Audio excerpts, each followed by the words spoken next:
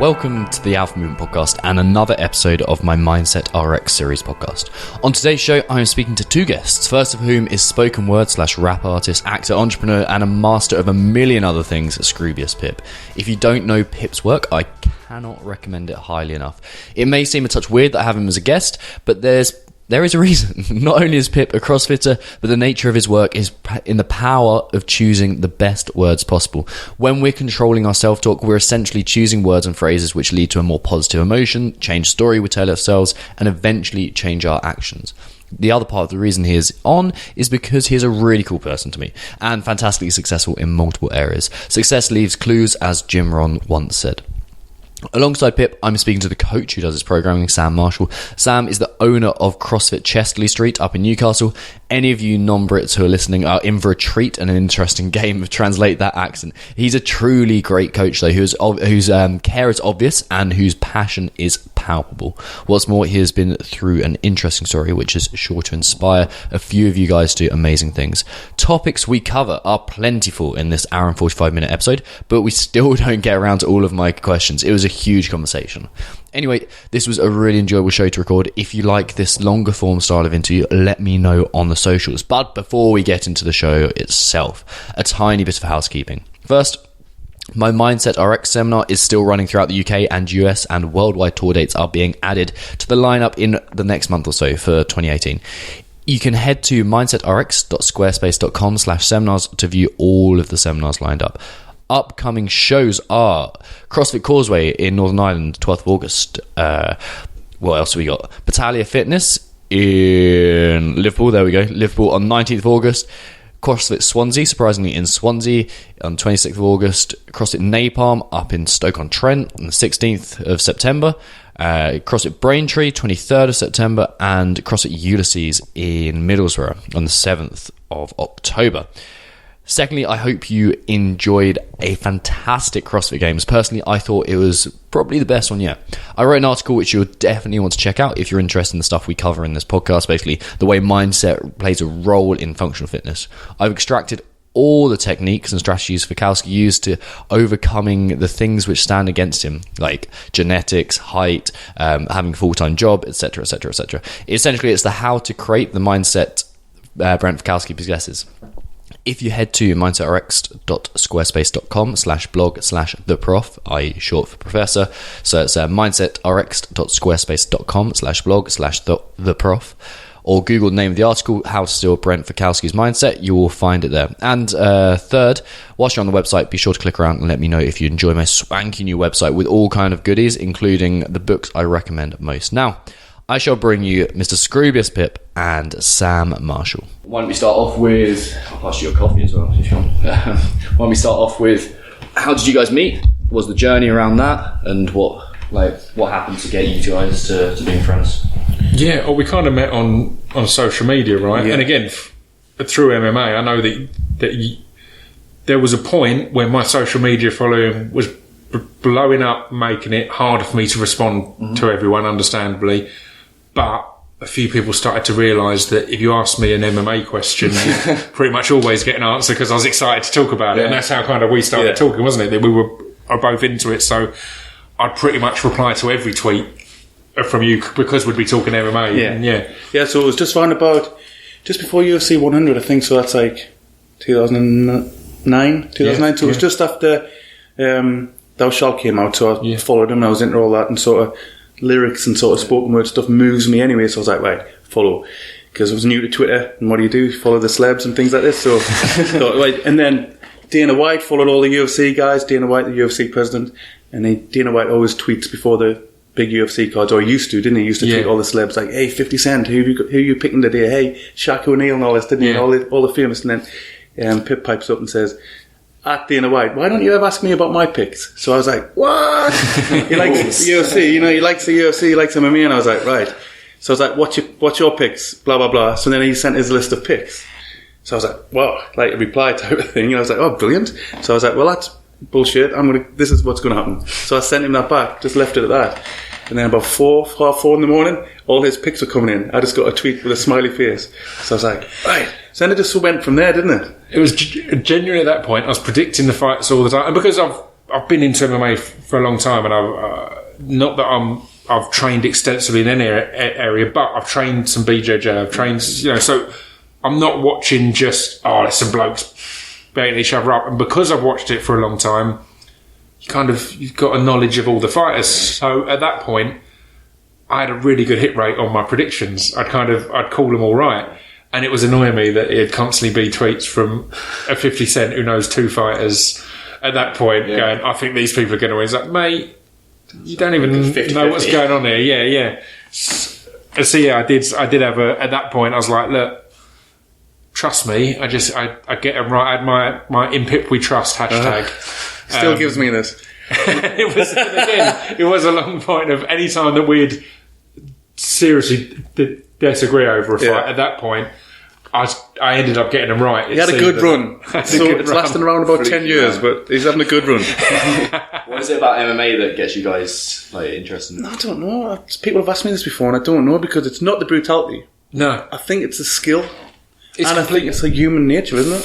For me, it's the skill, and it's a similar thing as we'll get onto with CrossFit, but it's the result of a journey.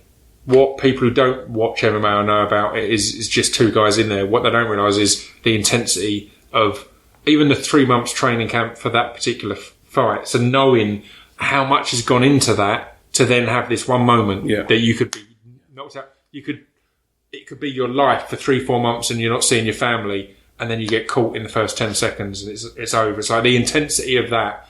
And genuinely, and I have people online every now and then, because again, I come from hip hop and spoken word and things like that, so that a lot of my fan base aren't MMA fans or aren't fitness fans or whatever else, and I'll have people every now and then say, MMA, it's why do you like that shit or whatever, and I'll be like, I genuinely think it's the most beautiful sport out there. I genuinely think the different disciplines and intricacies, from the ground game to a boxer versus a kickboxer and all this kind of thing. I think the beauty in all of this, it's just such a deep, intricate battle that it blows me away. And again, the only reason I've ever trained in any of it is to get more enjoyment watching it, which is kind of an unusual one or a backwards way of doing things. But I trained BJJ so I could understand what they're doing on the ground more. And now, the bits where 10 years ago I might have been going,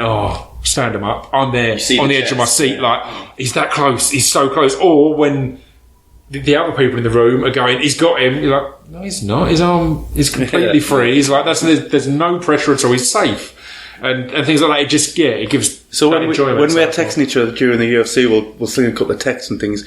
It's not necessarily about that was a big left hook or whatever. It's like, did you see that transition? Yeah, it's getting like technical now, isn't it? Again, I always remember Chaos Sonnen v Brian Stan and being hugely excited as one of the most hyped, the most I was jumping around in a fight, and it was all because of Sonnen's wrestling transitions on the ground. And at that point, I'd never seen anyone transition so smoothly and so effortlessly. And I think at that point I'd rolled a little bit, so I was like, I know how hard it is to change position even slightly for me, and seeing him just against Brian Stan, who's a beast, just going, bang, I've got you back now, bang, got a full mount. It was just like, this is beautiful. I love it. So going back to how we actually met, it was a prediction thing. So we were having a little bit of banter just about who was going to win this fight. So then I put in, right, okay, if he wins that fight, you can come up and perform. I had a pub at the time, like a rock and roll bar, and I had a venue, just a small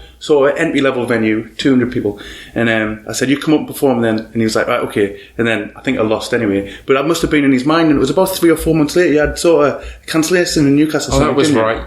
Me and Dan Lassac had a gig in Newcastle, and for some reason the promoter just went, no, we're cancelling it. It was like, and we kind of just put out there, like, well, it was on our schedule to be in Newcastle, so we're still going to be there. So we hit you up about just going to your pub and just telling any fans who had tickets you can get a refund, but you can just come and hang out instead, and we'll chat. And we got them all in your made bar. Me a fortune. yeah. So then he came up, so then we just started being friends and things, and then one of his next visits to Newcastle, you were going to stay in my flat, weren't you? And you came up to get the keys, and I was working at a gym at the time, and at another gym, and I said, come meet us.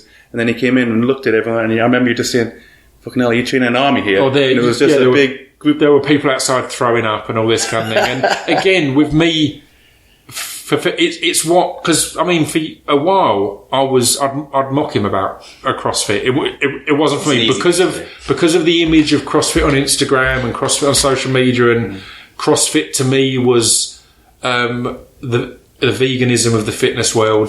That it's talked about more than anything. It's the most important.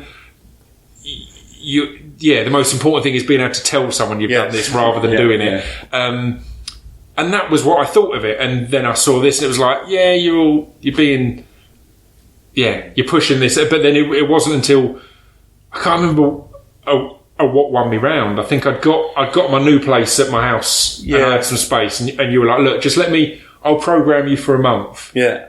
And then it just won me. I mean, number one, it was a lot of it was stuff I was already familiar with, and stuff I'd always kind of done in hotel rooms and stuff like that of trying to keep fit on tour.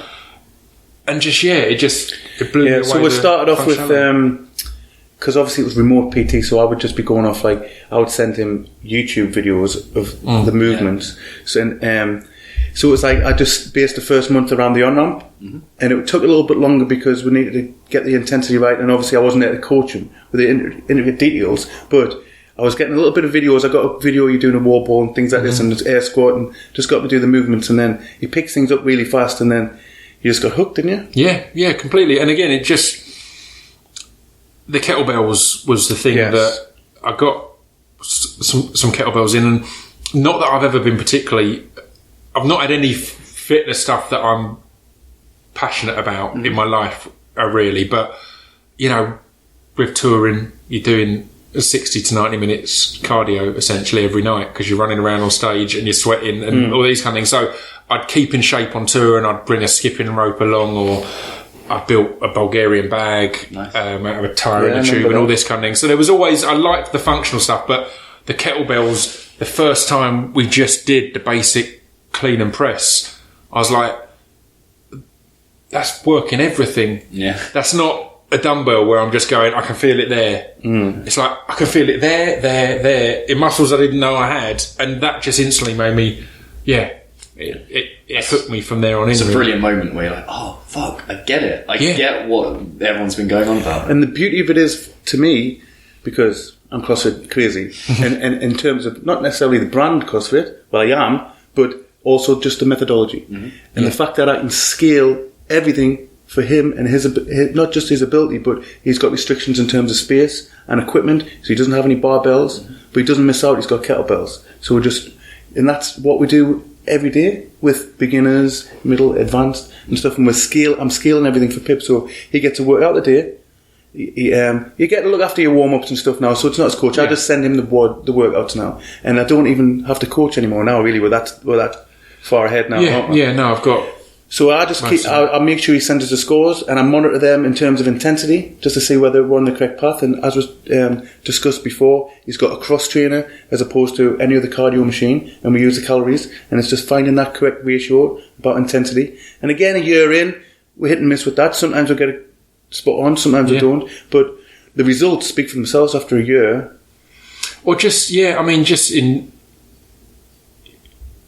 even just in the first few months, I was feeling the results immediately. Again, there's no greater motivation than walking past a mirror and looking all right. It's as shallow as anything. But I don't think you can put that or turn your nose up at that. That's going to motivate you to continue to push on with this. If you're seeing the effects and feeling the effects, then it instantly, it pushes you on. And there is that buzz in knowing that we did this exercise 3 months ago and I was on the floor, and now we're doing it again and we've upped the weight and I've beaten the time that I did then, and things like that. It's like, it is. Well, that's why I got drawn to CrossFit, because I just wanted that element of competition. So getting into martial arts and stuff, and then I'm not afraid to admit, I used to be scared of sparring. I didn't really enjoy it. I enjoyed it, but like you get punched in the face and things. So this is the element of competition now, where you just think, okay, this is fitness now. This gives everyone a purpose. This gives everybody a purpose to go to the gym.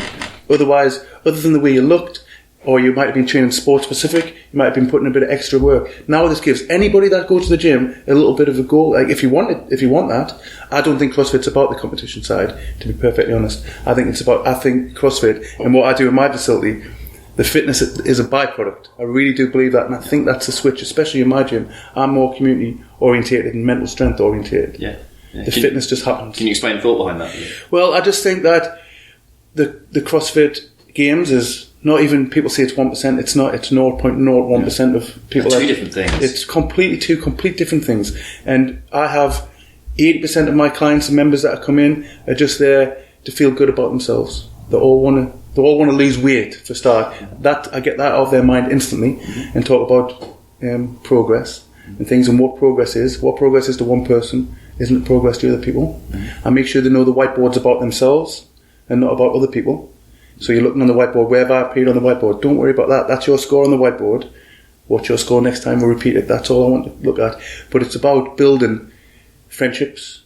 I see people coming in with not many friends, might be married for 5 or 10 years, they might not have been out of the house but raising children, and then now they come in and got friends, and they just happen to be exercising.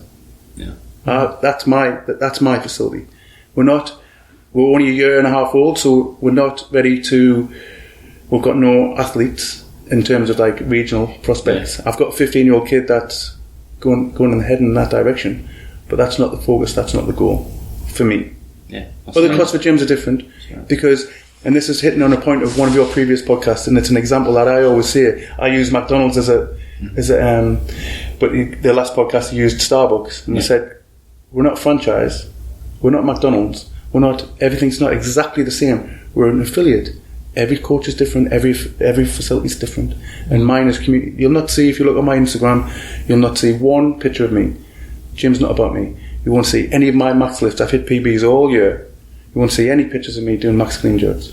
The thing, when I was talking about your gym with Matt, I would say again, the thing that I like about the posts is it is all community. It's not one where it's look at this girl doing a squat and we have to be zooming in on her ass or whatever else, which again a lot of gyms will be for Instagram. Sadly, it's really easy on Instagram. It sells. It's what I like about it is it is the ones that seem to get them a lot of love, and some of the most reaction is when you've got the kids' days and the kids' mornings and stuff like that. And it's like, right, that's not look at how tough we are, because as I always message you, some of them kids have got terrible form. Incorrect. I've messaged you during a Facebook Live before saying, mate, that one kid, that squat was barely. But again, it's about that. It's about getting that into them. And I think the thing that put me off for so long was I'm not competitive with other people. So my view of CrossFit was it's all this competitive thing. It's like, it doesn't interest me. And it wasn't until you start to say, well, we're programmed for you. You're beating your own scores. You're doing your own thing, and that's what made me open the door to it and become addicted. And that thing there, what you said there, not being competitive with other people, but you are very competitive with yourself. Yeah. And I think CrossFit, and definitely through my experience, I've surrounded myself with the same personalities as what I am, and I think I'm passing that on to my members as well. So my facility's in a school, in a community centre.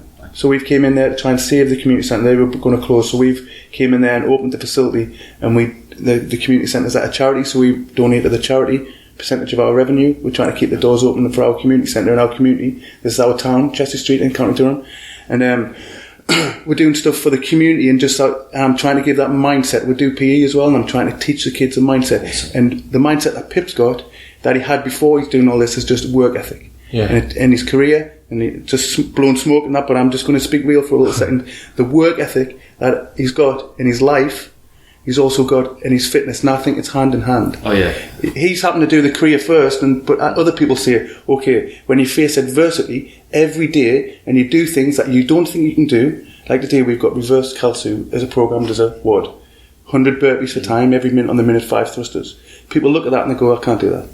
And I say, well, we're doing it, 3, 2, 1, let's go. And they do it. And the sense of achievement that they get out of that, they take that into life. And we've got a girl now, she's just massive, amazing transformation photos. But I don't care about that. She's decided through confidence that she never had. She came into the gym with baggy coat on, baggy clothes, like hiding like this. Now she's strutting around, looking amazing. She's had the confidence to leave a job that she doesn't like. She's a singer, so she's decided to just do that full time and go full time. And as soon as she started to do and visualise it and want to do that, she's getting gigs every weekend. She's gigging all of the time. It's the best decision she's ever made. It's the best decision she's ever made. And then I get a testimonial message in my inbox, and it starts to get real dusty. Tears are coming out. Yeah. And it's amazing. Get those wins, and they see the progress and the discipline transfers, and exactly it's incredible. Exactly. It's really for me. It was one I had a mate recently who was saying he's gutted he hasn't got the time for fitness at the moment. And again, he's got a full-time job, he's got his family and all this kind of thing. And I was kind of saying to him, my response was, I have to. It's like I stopped it being an option. Yeah, it's as simple as that. It's like it's not an option. It's like I've got to. It's like I haven't got the time. It's like, I've got to. Sadly, each day I can't. And again, I think there is that accountability. I think the fact that I have to send you my scores, particularly early on. Yeah. Early on, it was that I knew I had to send my score through at some point to Sam, and at that point, when we started, I was filming. I just started doing Taboo on the BBC, so it's this big thing, and I'm on set for 14-hour days with Tom Hardy and things like that. And I'd be getting home at 9 o'clock, and I'd be like, I've got to get my wad done before I have my dinner, kind of thing. Because it was like I've got to send it through. There's no, if you allow yourself that one time of I've been busy. It's like, well, every day you're busy, aren't you? Yeah. It's kind of thing. So I think I removed that early on. It was like, no, it's like I have to eat every day, and I have to put clothes on every day. It's stuff that you have to do. It's like, and that comes full circle with a lot of things that you work with about the mindset. And he's got that. You see it. People have got that naturally. You can see that he's got that naturally. I've got that naturally. So the only time since I've been a coach and been sort of in CrossFit, and now that I'm an affiliate owner and stuff like this, I never give myself praise, but I will say that nobody works harder than me. And my business partner, by the way, I'll give a shout out to Ash. I run the gym with my best friend, and he has not got a stop in him. He has got the biggest heart. He will not stop, and we'll push each other. And I just think it's all about mindset. And as I say, surround ourselves with that type of people. We've got members that push us now, and it's just all of us just going on, and it's just a positive place to be. As for a human being, that's what I'm building, better human beings. I know we say that, but it's true. Yeah, I think a thing that I learned that developed with my mindset was listening to my body more and understand. Like today, I was saying was a perfect example. I saw today's exercise, and I woke up, and I was like, I've got an hour, but I knew that I will hit that better tonight. So again, it's still I've got to do it, but it's going right. When am I at my peak? I didn't sleep well last night. I woke up and I thought, right, I'm not saying no, I'm not going to do it. I'm saying we'll go into London, we'll do this. I'll come back. My body will be knackered from London, but I'll stretch out and I'll be able to hit this a lot better. So that was something I learned as well, of particularly from working at home often and having a flexible schedule. Was knowing, when I'm going to hit it best and when it's going to be most optimal for me. And that's where I've got to give you a little shout out here. Pip does all of his workouts by himself. Yeah. And I think he's missing out a little bit. He's missing out a little bit of the community, but also the mental strength side of it. So even me, myself, I have to train when I coach. I don't jump into the workouts. That's a big rule that we've got. Yeah. So we double up some mods. We're that busy now with our members, and we've also got group-based personal training where we do strength and conditioning for football teams. So if I'm doing a ward, I should be doing that, or vice versa. So I can't always jump into a ward. So if I can't jump into a ward, I'll wait until open gym where there's about 4 or 5 people in. So that's my mindset. Yeah. Pip just removes that altogether. So if I was by myself, I wouldn't necessarily push myself as hard. And that's being honest. I need to surround myself with people, have a little bit of accountability. I don't think it's anything to do with ego. I just think accountability. They're watching me do this now, so I'm going to go. Social pressure can be a good. Yes, exactly. Yeah. And Pip hasn't got that yet. But I see the results coming in, and I go like, wow. Apart from the day you broke the world record on Karen one day, remember? Yeah, again, I mean that's it's a funny one, but it's worth pointing out as well. Where a mate of mine has just started, and Sam had sent him stuff, and so I was kind of coaching him because he was that's staying around mine. The one negative of doing it all on your own is you can slip. Your technique can slip, your stand, and things like that. So there's certain things where it was great to teach our mate Chris, and where I'm watching him, I'm going, right, that's not quite right. Or where I've watched a video to make sure I'm showing him right. It's where we go, I'm slipping on that. Yeah, like my squats aren't quite, I'm going, oh no, it's my deadlifts. And I struggle with the kettlebell deads because of my height anyway. Yeah. But I was turning it into too much of a squat, and it's not a squat. But because I kind of adapted it, and initially I'd put the kettlebells on, I'd raise them up a bit because of my height and all that. Where I've got rid of that to try and be stricter with it, I'm squatting more than I should be. But I didn't know that until I was then watching some videos to teach someone else. I was like, right, well, there you go. That's the only downside of the remote PT, which I always try and get him to come up and visit. He's visited once, you did a few days, didn't you? So we're going to get him up again, but just tweak some things. Yeah. I'm interested to see what he can do with the barbell now that he's really good with the kettlebells. I think, and the stability in his shoulders. Yeah. I mean, that really good with the kettlebell and then transfer to a barbell and the other way around. Well, what was interesting was when I did come up only for a few, it was only 3 days, wasn't it, or something like that, was I couldn't get my head around the barbell at all. And it, not that it was demoralising, but I'd been really pleased how I'd been smashing it at home. And then, but because it is a completely different thing, and again, you've got to remember that it's that weird thing to go from when you're learning the barbell, you're down there in fitness anyway. So whereas in my mind, ego-wise, I'm kind of up here. I'm doing all right in fitness. I'm in the middle somewhere. To then be right down at the bottom going, I can't even get the hang of how I'm picking this up. It's a really hard, it's what I struggled with was like, I like it, and I liked that on any of them where it was a rack position, I liked them because I've got the motion, I've got it there, and then I'm doing squats, or I'm doing this, or I'm doing back, or whatever else. But when it was ones where it's a motion that I'm not quite nailing, it was like... Honestly, I think the more times you do that in life, just the better. The more times you go, oh, fuck, I've got no idea. Like, it's the BJJ thing. It's good to be a white belt. It's the longer you have black belt, the more white it gets. I love that phrase. No, that's true. It's great, And that was it. As I said, it was... But again, it's one that I've been keen to get back up because, again, even in the last... 6 months I've moved up in my kettlebells. I've sorted my diet out a bit, so I'm eating more because again it's something that I hadn't crossed my mind. I've got my diet under control, but then we've been moving up and up in weight and intensity, and I've been eating essentially the same amount. So I'm like, all right, I need to be forcing myself to eat more so I can feed the muscle and feed it. So you're still vegan? No, I'm not vegan. I've never been vegan. I know a lot. I appreciate. I think veganism is... I think everyone could do with eating... Or as a society, we could do with eating less meat. I think we could do with paying more attention to our diets in general and what's in everything. But, I'm not a vegan, but a lot of people seem to think I am. Okay, I don't know what that is. I just heard it. No, again, I think on a few things because I've known a lot of vegans, I think a lot of vegan... This is kind of going off topic, but I think a lot of vegan... food mismarkets itself. It'll be a vegan version of something rather than its own real tasty thing. And even I think again because of veganism being similar to CrossFit, even if something isn't particularly marketed as vegan, the vegans will find out about it, but the non-vegans won't be put off.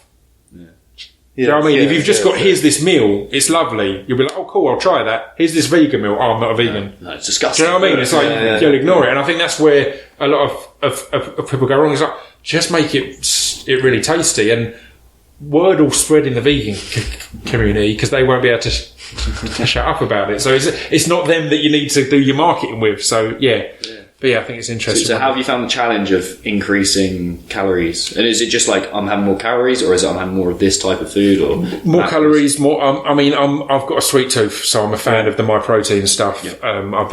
They're really handy for me, particularly as well where I am like busy a lot, so they're really handy to go like, right, here's something that I can just have. I've got a couple of bits in my bag now because I know if I hadn't got a chance to stop and eat, I can have that on the way home and I can eat properly when I get home. So, yeah. You've got the MyFitness Pal app, and that's good.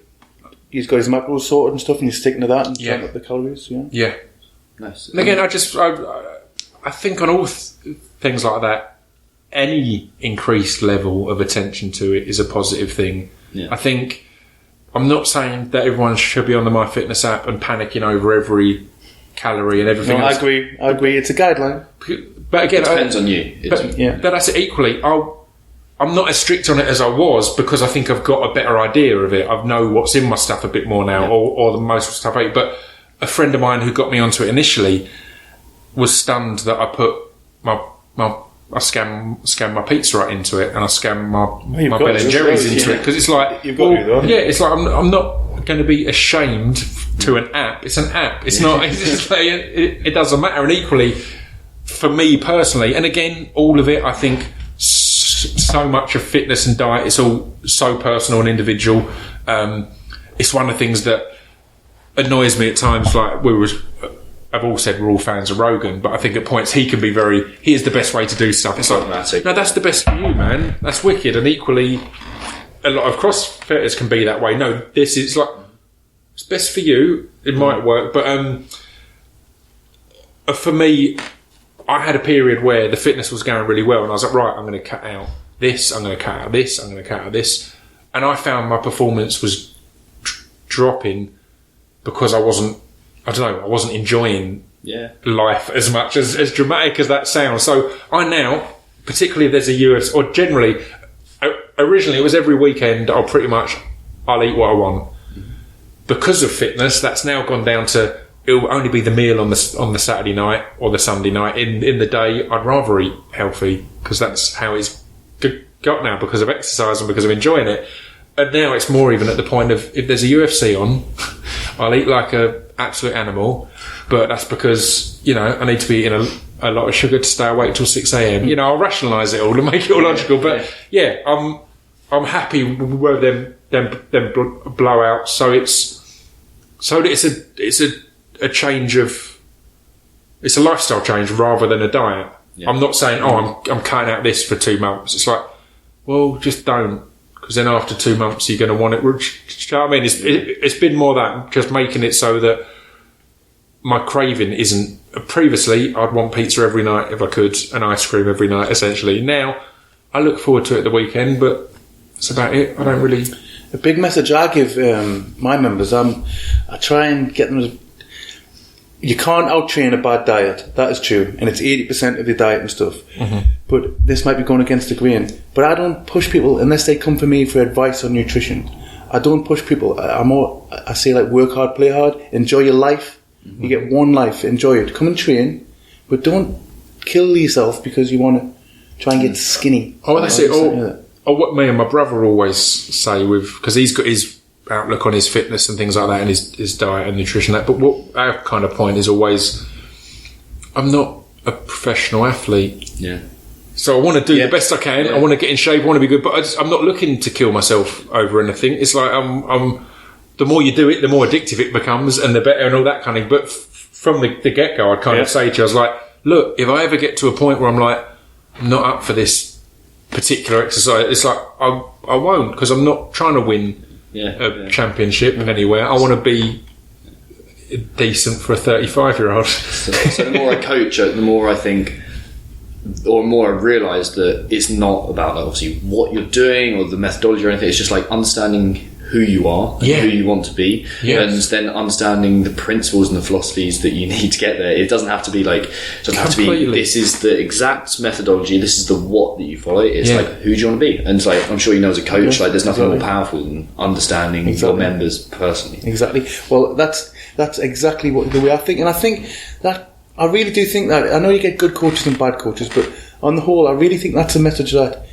you get But you probably received that from doing the methodology. You know what I mean? Once you've died in a few workouts and you realise that the intensity is right, this, that, and the other, it just changes you as a person. Yeah. And a lot of people just go in that direction. Right? Who do I want to be now? Just like that example I give about Leah. She wants to change her life, and she openly admits it's through the exercise because that she's got confidence. Yeah. And it just works. And like all I'm bothered about now is movement. I just want to make sure that people move correctly. And like, I'm pushing that into the kids, and I really do think, and I'm pushing it all the time with the school about the PE, about facing adversity, learning discipline, just moving correctly, 80% of people are in care homes now because they can't get off the couch. They can't do that basic squat movement. They can't pick things up off the floor. They can't carry the shopping bags. They can't deadlift. Just basic movements that if you're teaching them from a young age. I've got people now addicted to fitness that don't even realise. Young kids, 5-year-olds, 6-year-olds. I love that, man. That's such an important thing. I've got 3 kids clubs. I've had to move them into 3 different classes now. I keep saying we. We've got kids clubs. And aging from 4, we're going to have to introduce a teens class now, so 4 to 16. It's amazing. It's rammed. I wish that I'd had that as a kid. Just so this is how you deal with adversity. We see that every day. We'll look at each other every day, me and Ash, and say, we wish we had this. Yeah. Because we get the kids in from PE. You might have a rough year last year. The kids didn't buy into it for a good 6 months, and then once we broke through and they're loving it, we got cards off them, we got presents off them at the end of the term and things like this. That's what matters, isn't it? Cards and gifts. That's what we do. And like, so I sat them down, and at the end of the last session, every girl, it was girls' class. I said, girls, come in and sit down. I said, right, okay, you've just run a mile today. Every one of you just ran a mile today. It was like 400 metre rounds. So you've just run a mile. You've just done 120 burpees. You've just done 120 box overs. I'm like, what? I said, you couldn't run from the rig to the wall when you first come. So is that progress? They're like, yes. It's like, do you want to do it next year? They're like, yes. They didn't want to do it the next week, the first time they came. Yeah. You know what I mean? And they're walking around the school, and the headmaster's going, they're walking around. I said, just give them time. They'll be fine. And then, I don't want to start going into the PE, but they're looking out at other sessions of PE. They're just doing dodgeball or rounders. It's something. It's got its place. It's got its place. It's not physical education, I don't think, but it's got its place. I think it's the key thing there, as you were saying, is find out who you are and who you want to be, and then the key is the people like yourselves who can coach to educate you on that as such. I mean, when we were talking the other day about, I think it was first figuring out the macros, you're like, need your height, your weight and all this. And I said casually, I don't own scales, but that's been a conscious thing for a long time because, as you've both touched upon, I think weight is the most ridiculous, and it's something I argue with my old man a lot because weight's the most ridiculous of measurements. And most people who come in who say, what I want is I want to lose weight, it's like, no, you don't. Yeah. You want to look a certain way. That's not about weight. Feel a certain way. That's what it gets to. Yeah, completely. And that was it, of realising that I think now I'm possibly at the heaviest I've been in years, yet I'm at the fittest I've ever been in my life. But it's because I've lost fat and I've put on muscle and I've done this and that. It's like, if I was going to a scale every week and going, Sam, it's not working, mate. I've not lost. I'm putting on weight. It's a negative thing. Then it's why I've never personally owned a scale in any place I've lived because I feel, it's a bad thing. Totally and that's it. It's you guys educating on why that is and why that doesn't work and why it's kind of. Yeah. I honestly go mad with people about weighing themselves constantly. Sometimes people weigh themselves every day. I'm like, it's crazy. So I did a test. I said, okay, we're going to weigh each other every day. I said a group of girls. So I took 5 girls. I said, right, weigh each other every day, and it fluctuates through the month. So like, it just happened to be randomly that they would weigh themselves. So they did it every day, but before that they did it once a week. And when you put the scores together, you can see the weight fluctuates. That it was just such a coincidence that they kept weighing themselves at the highest. It turned out to be their highest weight. But the day before they weighed themselves, they were 4 pounds lighter. So where do you find the balance? So then you'll see. Let's say it was £200. It starts at £200, 201, 204, 298, and it goes down. But over the month, you can see it going down to like where the numbers are in the 200s, but by the end of the month, they're in the let's say 190, 180, 184. So you can see that the average is coming down. But then on the weigh-in day, there were 200, so there's no difference. But there is a difference. Yeah. So then I said, okay, so that just means just throw them scales out. We'll go straight on photographs or clothing. Take a before picture, or put a pair of tight pants on, see what they feel like in a month. Yeah. And then they get results, and then they get positive results. Whereas the weight, as you say exactly yourself, and this tips people over the edge, not just women, men as well. Jump on the scales. It was my dad. That was the one that's done it in for me. He had a knee injury and some ankle problems, and when he got over that and got into fitness, he joined his local gym and all that, and it was good. He was going every day, but he was constantly coming to me about weight, and it was the thing. I was like, I'm more than happy to talk to you about the gym stuff because that's positive, that's great, but I will not have a discussion with you about if you've put on weight or lost weight or whatever else, because that's irrelevant. Even if your goal is to lose fat, you're not just going like it wasn't only going and doing cardio. He had a personal trainer who sorted some stuff, and again, I didn't agree with some of it, but we won't go into that. I was suddenly an expert. I was like, well, that's not really how I would have programmed you, Dad. But it was that kind of like, but you're doing stuff that's muscle build. So even ab stuff, you're building your abs. It's currently under a belly. I don't mean that in a harsh way, but you could be losing fat and adding abs, so it feels like you're not losing weight, but you can't see that. That's not a visual one that you can. Do you know what I mean? The abs aren't visibly there, so is that? Yeah. Or a stomach full of food. Yeah. But go on. I was just going to talk about the abs thing. You might agree with us on this one. Just sort of the whole myth around I need to do some sit-ups to get a six-pack. Yeah. My God. Nothing's been better than sticking a yoke on my back and carrying it for like 40 metres. That's what I tell people. Front squats, back squats, just all the core, where you're embracing the core, deadlifts, just anything. Yeah. But then I say, how am I going to get my abs show? I say, you want your abs show? Get in that air bike.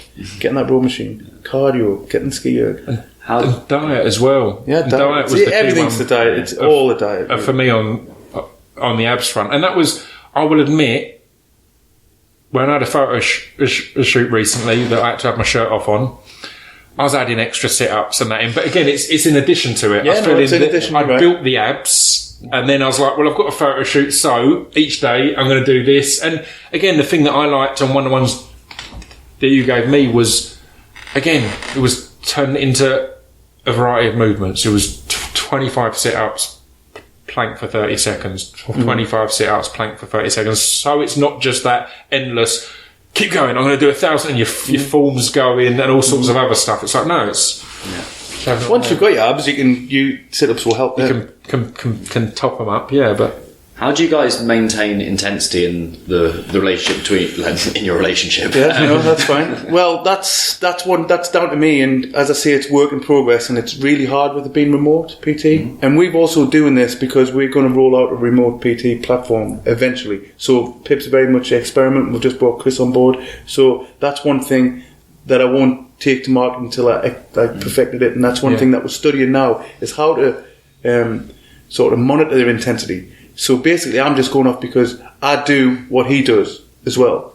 So then I'm looking at, obviously he's scaled it with his equipment-wise and substituting a light kettlebell for a heavier barbell, etc., etc. And he's got a cross trainer instead of a row machine or a bike or a ski erg. And when we do the calories, it's calories for them on meters. He would be on them. If we've got a run, a 400 meter run, he's also on his cross trainer. So I've got to be careful about monitoring that intensity, and that's something that I'm learning. I'm learning every single day, and I'm not afraid to admit that. I'm not the finished article by a mile. I've got to coach myself to be a better coach as well, and I've got to listen. So I'm just take his feedback and I'm looking it down. And it's not just, I know some gyms it's just whiteboard for the sake of the whiteboard. We have got the Waterfire, the performance tracker and stuff, and I just treat his, so I save all these images that he sends us through, like photographs of his own whiteboard, and I just monitor it and I just think, okay, that didn't really work, didn't I? Sometimes I've said, okay, you've got a 1,000 metre run, isn't the same as a 1,000 metre on the cross trainer, we'll adjust that now, so next time do this, next time do that, and it's just sort of monitoring that really. But it's a work in progress, I'll have to be honest. And again, on my front, it is that strictness with yourself, is making sure I'm pushing myself and making sure, because that's it. I've had some before where I've said to you, if I'm going off to do some filming or something, and where I normally take some stuff in the hotel, I say I'm taking a week off because I feel I'm dropping. I feel my intensity isn't quite there, and I need a reboot. and that seems to be a really good one for me personally, to go, right, okay, rather than, in a way, it's sort of starving myself of it, because I don't particularly want time off. Mm-hmm. It's the thing I was saying to, again, our mate Chris today, one of the things that Sam pushed early on was rest days are important, because it's when you're allowed to rebuild and all this kind of thing. As soon as you start getting into it, you kind of don't want a rest day. Yeah. And I think part of the mental strength, I was saying to Chris today, is part of the mental strength is making yourself have a rest day, is holding back, because it's natural to go, no, I'm killing it, I'm going to keep going. It's like, right, well, have the discipline then. Mm-hmm. If it goes the opposite way, rather than the discipline of making yourself do it every day, the discipline of stopping when you need to stop to recover. Yes. And that's worked really nicely for me. If I do feel, because again, it will happen every now and then, if it's just been consistent. And again, I guess it's a different thing if you're doing it on your own, but every now and then it'll be a month or two of progression. I'll suddenly feel I'm kind of hitting a bit of a wall. And I'll take a week off and come back to it. And I appreciate that as well, because I'm not there to see that. Yeah. So more than likely, if I saw his performance, if I'm there coaching in a ward and I look round, I do this with members, rest tomorrow. Yeah. And I take him rest tomorrow. But I don't see that, so I'm relying on that feedback. And we'll I've done that before. I've messaged him saying it'll be a 30-minute WOD, and I've messaged saying I stopped after 6 because I'm not doing it. And I'm not doing it good enough. I'd rather stop now and hit it properly tomorrow, or hit whatever else is tomorrow, rather than do, because I've not got someone a crack in the whip, rather than do a rubbish 30 minutes that I'm not really. And I really, really respect that. And then because he's got integrity and honesty when we're talking about work ethic, and he does have that work ethic, that I know that's come from a good place. I've got members who'll cherry pick. And it drives me insane. So I just said to him, right, okay, we're doing 1,500 calories for time. If you don't show, we're doing 1,500 calories tomorrow. We're doing it the next day. We're doing it the next day. I'll just keep programming it until you turn up. And they'll just come and do it. And talking about rest days, I'll just give a little shout out now. We've got a competition tomorrow. And I know Ash will be listening. And then Katie. And they'll be on the air bike now, even though I've told them they rest today. They won't rest. They think, oh no, I'll lose my fitness. You'll be on the air bike right now, I know. Yeah. So I think that is key. I think it is so natural to not want your rest, but especially if you're in what I call a chaser mindset, someone who wants to just get there now, and someone who's not driven. It's just like, how can I add more? How can I add more? Rather than what's the minimum effective dose to get me to. And again, I think the beauty of CrossFit is slightly the flexibility of it. So if I know, for example, my rest day should be Wednesday, but I know I'm not going to be able to exercise on Friday, then maybe I'll work through that rest day, because I know the rest day is still coming. But it's that kind of, I'm going to do the whole week, and then you just go in, it's fine. And there's been times where he's also said, good to go for another day today. Let's hit up some extra programming.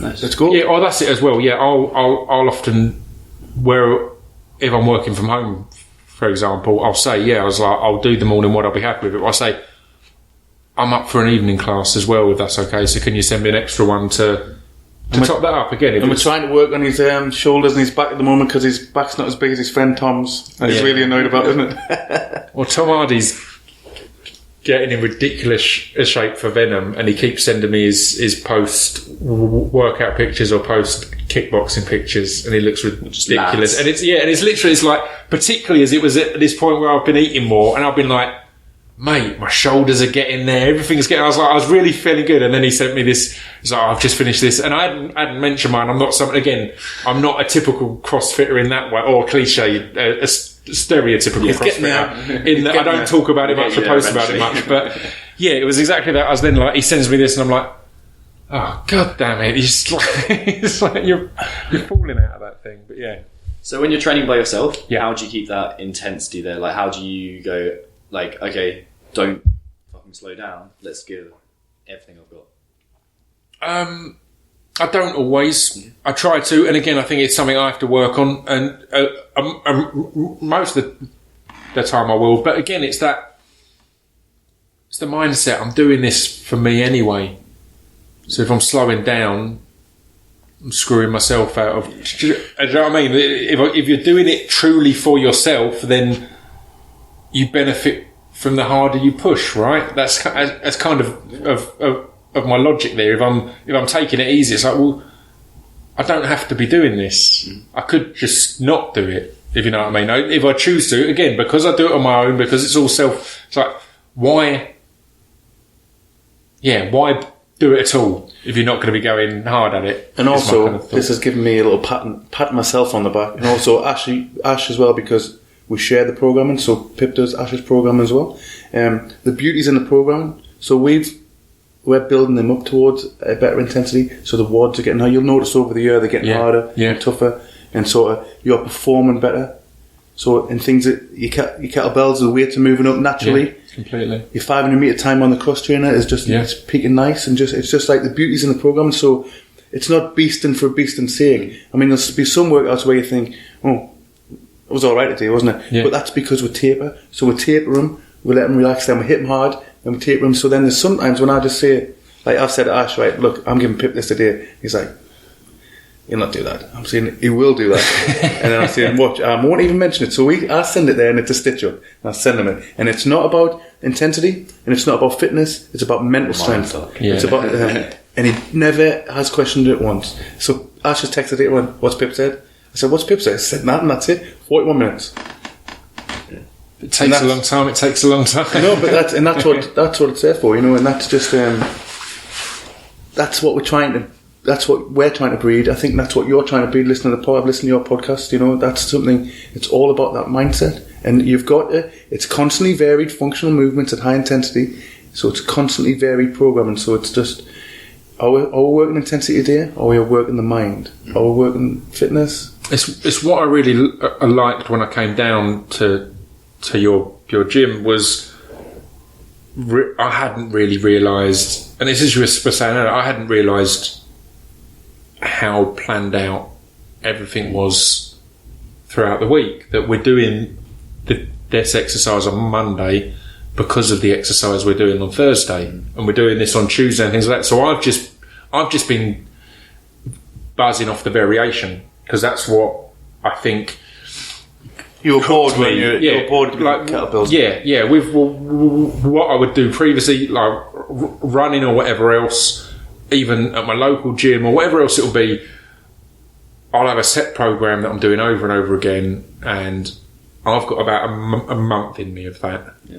And then I lose interest completely. I don't care. And it was the fact that I'm waking up each morning, and here's my workout from Sam, and it was different. So it was great after however long it was I came up and visited to realise that I hadn't even noticed that it was a lot of upper body here, and then we're doing a lot of lower body here, and then we're building up to this. Different and that was just attacking different energy systems. Yeah. Sort of.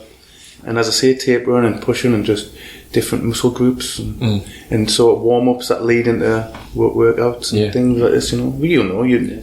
That's what we've got to do, haven't we? We've got to, because we're accountable. We're not McDonald's. We're not. It's not a franchise. It's not a system. No. And like a lot of people think that. Though some people ask us, so the CrossFit send you the workouts and do this, and I'm like, no.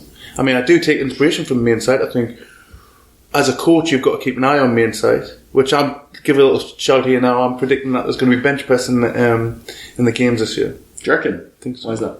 Just popping up on main site loads. Nice. Last couple of months, yeah. Good. And I think that might be the new pegboard. Little shocker. Yeah. It's never been in. Especially I don't think it's going to be anything like Linda. I don't think. Although if you move the barbell forward, it'd be interesting to see what happened considering the pec injuries and the benching. I know. Horizontal pressing. Well, no, you won't get it in your bench press, but those pec injuries needed to be addressed, and I was quite sad that wasn't addressed, because I think the regional workouts, although the regional workouts are announced and it's meant to be every region, if there's an issue, if you change that regional workout in the Meridian Regional, they're still competing against each other for the spot for the games, because. It was quite scary, so I don't know if Pip knows. So it was no idea what either you're talking about. But it sounds fascinating. You both seem very enthused by it. They had ring dips, right. For reps in the regionals, and everyone was tearing the pecs. Was it 36 tears out of the? Wow! Yeah, but have you read about the steroid? Yeah, so there's that. It's a bit of a tell for anyone taking steroids. They were getting inflated chest and sort of bloated, and it would just sort of have, and it would have sort of. So there was rumours, wasn't it? Yeah, so there's that side of it. There's the fact that all but one of them were guys as well, which is huge. But that doesn't correlate as well, because if you look at performance-enhancing drugs, and the accusation of CrossFit is always, the women are juicing, because they've got massive traps. So why, if that was the cause, why didn't the women have it? Yeah. So I think it's more a structural thing. So women naturally create internal torque more effectively. Guys are much more external, and then you get them going from high rep, like complete deloading to maximum contraction. I think that's like it's always all the factors put together. It's never one thing. That's a lot of things that we do, and a lot of things that I do in my Olympic lifting class, which goes against Olympic lifting, as we lift under fatigue quite often, and I think that helps you progress. And I know Olympic lifting's low reps and things like this, but I'm trying to use CrossFit methodology to build on the Olympic lifters, and I think a movement like the ring dip under fatigue, and you lose your form, and you're stretching forward, and the new movement standard was the elbow past the shoulder, and I just think they were reaching for that. And it was a big injury, so I would like to have saw that for me, because there's a trickle down effect to my affiliate. There will be for any injury accusations. And so CrossFit, you'll die doing CrossFit. Remember, the CrossFit have just won that big lawsuit. Yeah. You know, there was false accusations. Those false accusations are still circling now. Although CrossFit are going to be getting somewhere in the region of £400 million compensation. There's still articles still out on the internet, and it's still people retweeting it and mentioning, you'll get injured doing CrossFit, So now, there was a little bit of an injury issue. I would have liked to saw Dave Castro, whoever, Glassman, anyone to say, okay, we're going to adjust that now. We'll change the rep scheme, we'll change the movement, because you could do it, because the regionals, as I say, they're competing against the same group of people, so the same group of people would have the same event, and I just thought that it would just be a step in the right direction to say, okay, like I do with my program, and this program, I've programmed once, and halfway through I thought, this isn't working. This isn't the correct intensity. This isn't what I was trying to achieve as a program. Yes, they're getting a beasting for a beasting's sake. I'm dead against that. And I just think sometimes you can hold your hands up and say, okay, there's something going on here with the injuries, let's adjust it. And I thought I would you would get positive, like sort of praise. You'll get praised for that. Yeah, and they sort of hid away and they didn't mention it. Yeah, I think you can look at it as two ways. You can look at it like that, which is definitely right in itself, and you can also look at it in this way as much as, okay, this happened at the top end. Obviously there's something missing in our programming, there's something missing in the way we recover, there's something missing, and we can take that from the top and scale it to our level. So like there's always, it's more information essentially. I totally agree, and I work with Boz when I'm working at, in Bosman. I work with him closely with him at the regionals. I'm the appeals judge, so sitting chatting to him about it, and he said, be ready for anything. But you've got to be ready and robust for anything. He says, why? He said, why are they getting injured? Because they've never been doing any ring dips, and they've spent the last month since we've released their workouts just constantly doing ring dips. So that's the point, and that is the point. But the injury was happening live on YouTube, ESPN, whatever. It's not great PR. No, it's not great PR, and it trickles down to me, and then I've got to defend it to the face when a customer comes in and said, "What? I'm not doing CrossFit because you all get injured." So it's tricky. It's a tricky one. Yeah, sweet. I would have liked to have seen it addressed, or a statement or anything. They just ignored it. And this is coming from me, and I'm CrossFit way. And I am CrossFit. So something you mentioned earlier, you said, I don't know whether it's just something that was very deliberate or something that just like was a turn of phrase. Okay. You said you pointed to all us three and said we've naturally got that work ethic, that mindset. Do you reckon you've naturally got it, or do you reckon you learned it? I think I'm a big believer in nurture over nature. So I think that it's something that's ingrained in me, and I think for me it goes back to a PE teacher that just believed in me as a sort of Mr. Shield. He won't be listening to this, but he's just major role model to me, because he treated me like an adult at the age of 10, and he sort of gave me just a little off track. He moved me to centre half playing football. And I was like, I'm a striker. And he's like, you are my centre half. You are going to do this. I was like, yeah, I am. What else do you want us to do? And it was that's the first time I've had that male influence where someone believed in me to push us like that. And I've never forgot that. And I've took that all my life. Just like, okay. And I wanted that. I wanted to just prove. And I just sort of wanted to prove to myself that I can do anything that I put my mind to. Yeah. So, have I learned it from then? Did I have that before? I can't remember having it before. So I think it's nurture over nature. What about you, Pip? Where'd that come from? I don't know. I think it's... And obviously, because you've got so many different disciplines that you work towards. Well, that's it. Because again, I think that, as you were saying, did you have that before? And he saw that in you, and that's why this is the way I was. That's something that came from that. Because my thought is, I've always had kind of the mindset of, first of all, and it sounds like a selfish mindset, but first of all, doing stuff for myself rather than to impress anyone else, to get anyone's attention. And again, it's why the working out alone has worked for me, because it's like, well, it's not for anyone else, it's not for a class, it's not to show everyone, oh, I'm top of this, as you were saying, to be a top on the whiteboard or anything else. It's like, it doesn't appeal. So I think there's, I don't know if that's come from something or something I've always had, but it's certainly meant that in every discipline I've stepped into, I've just worked really hard at it to get better at it, and a byproduct of that has happened to be success and all sorts of other things, and that's kind of a lovely byproduct. But it's never been the set out goal. There's been things like I've been asked to host TV shows and stuff like that, and I've had to explain I've not just got that fame desire as stuff. I've got no shame, and even I have a desire to be as well known as possible for what I'm good at, but not just as well known as possible, if you know what I mean. So not just fame for fame's sake. It's like, if I'm really good at something, I want as many people to know. But I'm not an idiot. Like, I don't want it to be a secret. It's like, if I'm really, really good at it, it's lovely when people are like, you're really good at that. Do you know what I mean? That's nice, but that's for something. It's not just, oh, you were on TV. Have you got a moment in your life where you thought to yourself, I can do this? Like, sort of, that if you wanted to do something, you could do it?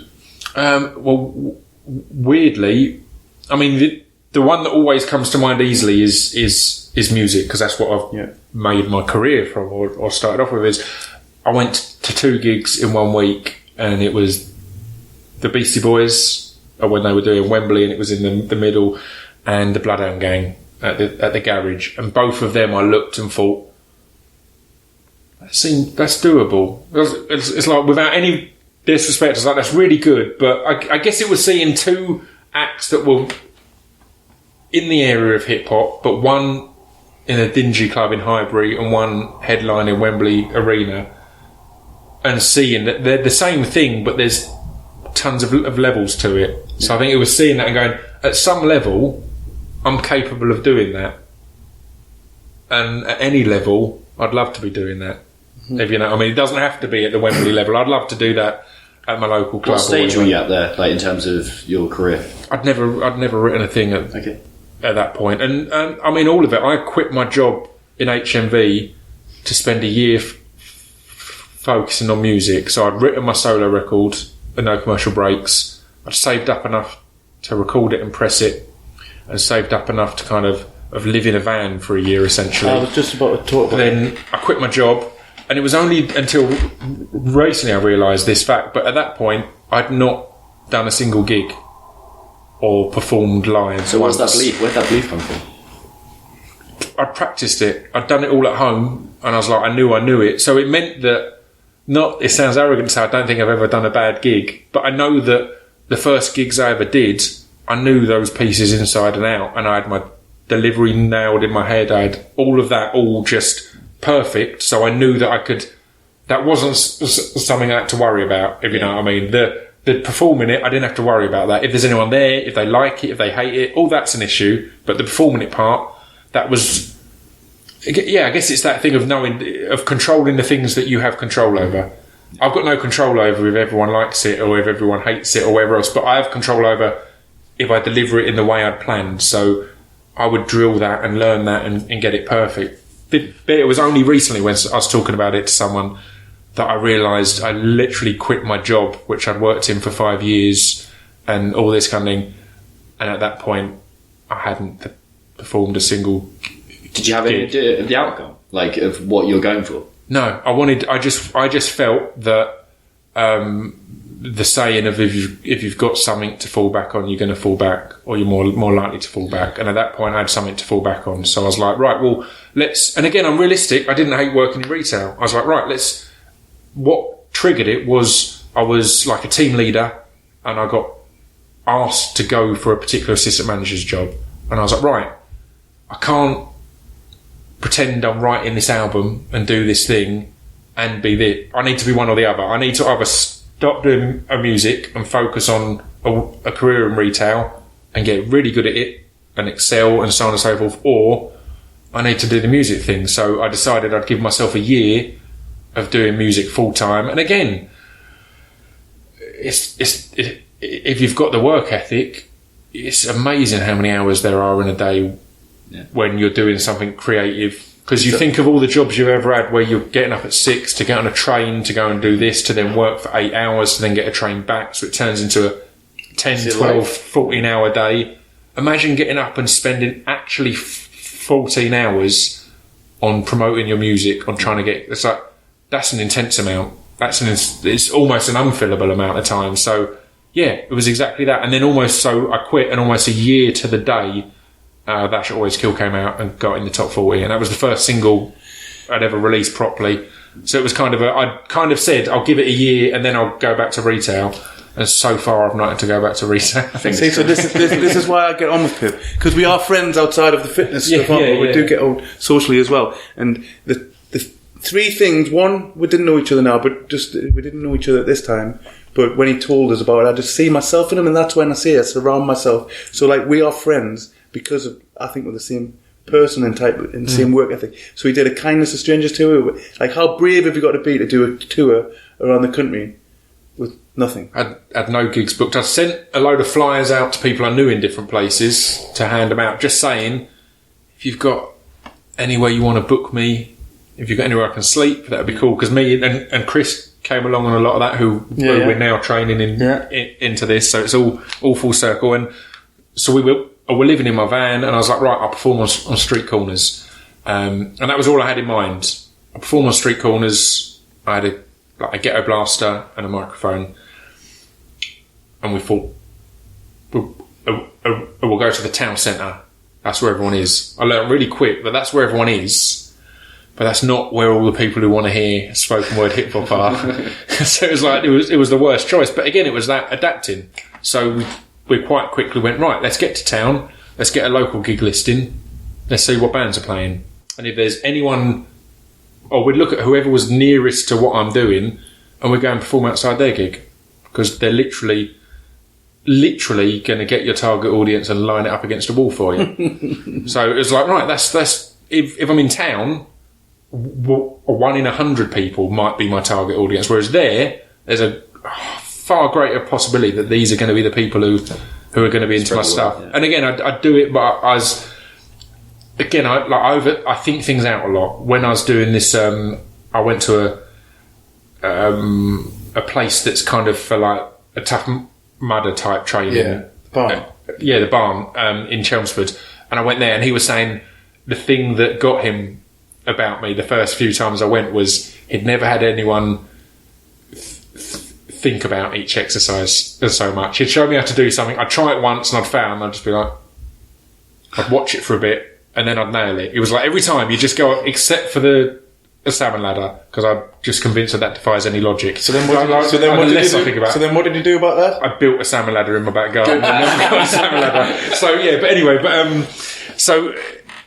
it was that thing of I had the mentality of I didn't want to ever ask for money, because I think our society has a natural proclivity to put your head down when there's a busker, because you don't want to get involved. So my thought was I'd go there and the band or the fans would be lined up are waiting to go in. I'd explain, look, you're going to see some great bands, you've got a lot of support acts, I'm an extra support act, I've got some flyers, you can find out about my stuff on MySpace, It's the MySpace days. And that was it. And again, it was also realistic. The giving a flyer was the thought that no matter how much you blow them away, they're then going to go and see the band that they actually want to see and hear all their favourite songs. So they're going to forget about you until they wake up and find this. So that just brings me to like the law of attraction. What's your thoughts on that? I think the more you put a stimulus in front of your brain, the more likely you are to see the opportunities there that are available to you. And if you're I think the mind works like a heat-seeking missile. Yes. And you fire it, and the heat-seeking missile it has the objective, and it learns by negative reinforcement. So it starts to go wrong, and it bounces off, and it finds its way again. And it redefines where the target is.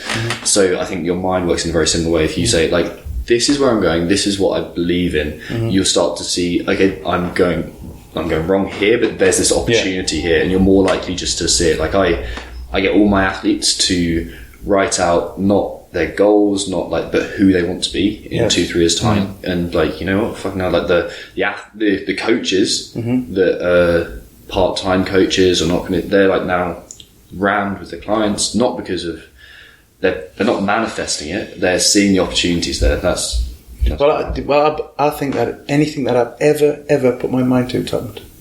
Honestly, it's crazy. And Pip, again, podcast, we just text him one day, he was like, yeah, because we listen to podcasts and we talk about podcasts, we text each other about podcasts, Joe Rogan's in particular, and he said, I'm going to try this. He went on Joe Rogan's and then he said, I'm going to do this.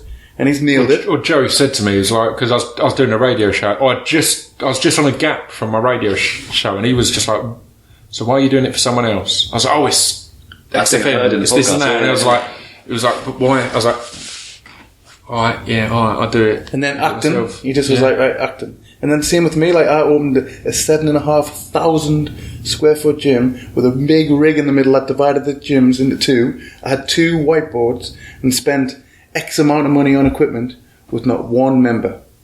What was the drive then? Because I had to make it happen. Okay. I had to make it. Why? Because I wanted it. Okay. Because I wanted that. I wanted a work-life balance. So like I was in the pub industry, so I had a couple of pubs and nightclubs and things, and I constantly saw the negative, worst side of human beings. And it got to a point 2 or 3 years ago, I despised humans. I'm not joking. I didn't want to go out. I didn't want to be socialised with them. Sometimes I'd have to go down to the pub, not often, but like Tuesday night at 11 o'clock, and I'm scrapping because it's just drunk beer, and I was sick, and I was like, this isn't me. This isn't me as a person. That's not me as a person, but I have to do this. I've got to defend the workplace, blah, blah, blah. So I was just doing the strength and conditioning, and I was looking around, and I was obsessed. This has been a 10-year plan to open my own affiliate. And I was like, right, I'm doing this, and I'm doing this in January.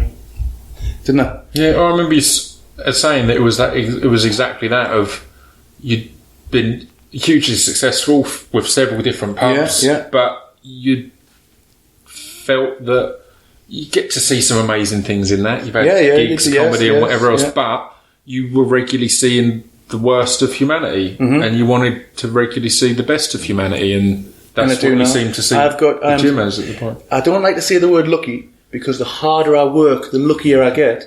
But I am lucky, and Ash is the same as well. We have got the perfect job. We're surrounded by the perfect community. Our community. This is our town.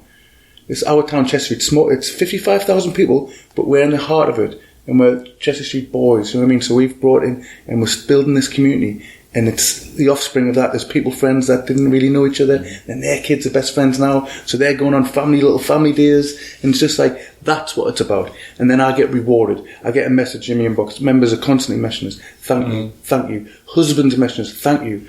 My wife has changed. Conference. She's back to being my wife. Imagine getting that. Or a message. No, there was no toilet paper in the toilets last night. Blah, blah, blah. It's a 1-star review. 1-star review. Well, I put it in there, but someone must have stolen it. Yeah. You know what I mean? Crazy. Yeah. So then that's what we're trying to... And then we originally thought work-life balance would reduce our salary. We wouldn't probably not get it. Ash was teaching at the time. We probably wouldn't get the same salary. No. We budgeted for not to take a wage for a year. We took one every week. So we've been very fortunate. Again, I had Laura Dockrell on the podcast recently. We discussed a similar thing of maybe terming it in a slightly a less confident way, I guess. But I think most of the stuff most of the people I know that are hugely successful, I wouldn't say are necessarily they were destined for great wonder. It's like, but they're the ones that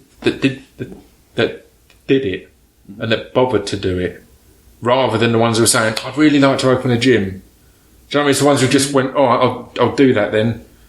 And that's all it takes at points. Like, I honestly think with my a music career, that some of my mates are more intelligent than me, probably know more about hip hop, or could have done better than I did. But I'm the one that happened to go, all right, I'll do that then. I'm going to pack my stuff up in a van, go and be brave, and I'm going to do this. I'm going to stand up. Who would do that?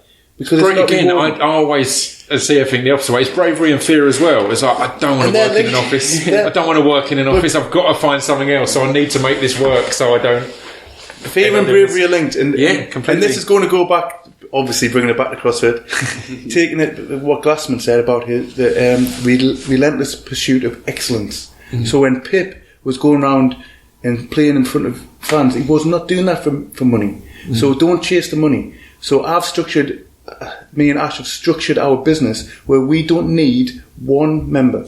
We don't need it. So we don't need the money. So we can run our business how we like. Pip he wasn't chasing the money when he's going on the kindness of stranger. He was just chasing the dream. And if you pursue excellence, the money just happens. My wages just happen now. Yeah. It's what's been really nice, and it's a discussion I have with my accountant regularly, and he's a really good mate.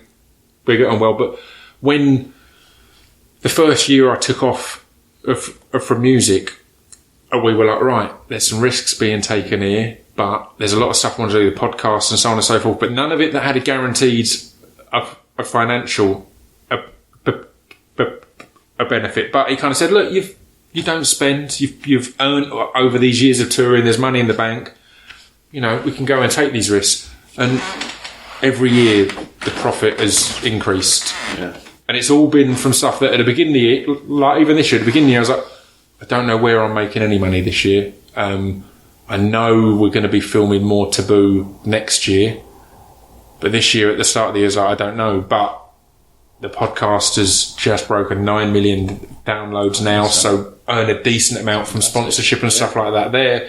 Another a film came in, script I'm writing got optioned and stuff like that. And it's all stuff that...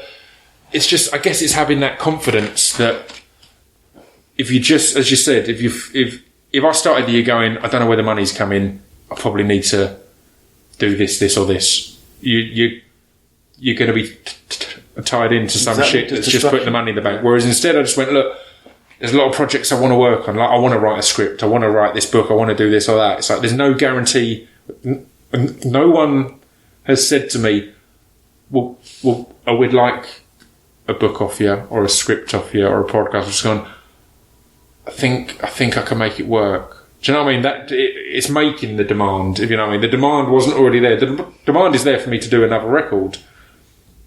I've not got a record in me at the moment, so I could release some shit that would guarantee me money, because tours and so on and so forth. But rather than taking that easy route of, well, there's the way to pay the mortgage, it's going, no, let's focus on the bits that are creatively exciting at the moment and take it from there. Nice. Where have the failures been in there?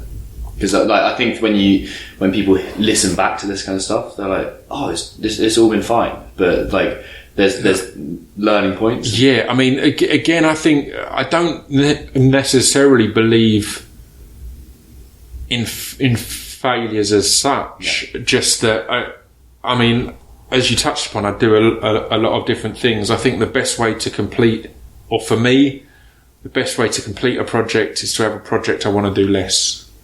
Yeah. So it's like, right, I don't want to, I can't, I'm getting nowhere with that. So I've got a novel that I've been writing legit. I've had this story for probably 18 years. Or no, maybe 15, 16 years at least. Not finished it. At some point I might do. I've still not written it off. That could be on the failure list, but it's been one that I'll go back to, and then I'll hit a wall on it, and I'll need, because I'm not good at taking time off. It's like, well, I need a reason to not be working on that novel because I'm not getting anywhere with it. So I'll start working on a script or start working on a podcast. So it's things like that. It's finding those, not necessarily writing anything off as a failure immediately, but finding those other things to keep you going, I guess. What about you, dude? See, I must be that much of a positive person that I don't really focus on the failures, so I can't even bring any up now. So it's just like, you win or you learn. Yes. Yeah, that's exactly it. Yeah, that was kind of the point. Honestly, that's how I feel. And sort of... It's definitely a turning them. And I won't go into detail if you don't want to, but just before the gym, you had a thing we'll go into that. With the pub that you had. It was a horrible situation. Yeah. At that point, I know you were like, this could be my life screwed. Yeah. But it's what kicked you off the... So in with the pub, and this is what was sort of forced my hand to sort of get up and go. The gym was always a plan. It was always going to run side venture alongside the pubs. And I got fined for playing the football on a Saturday, the copyright infringement from the Premier League.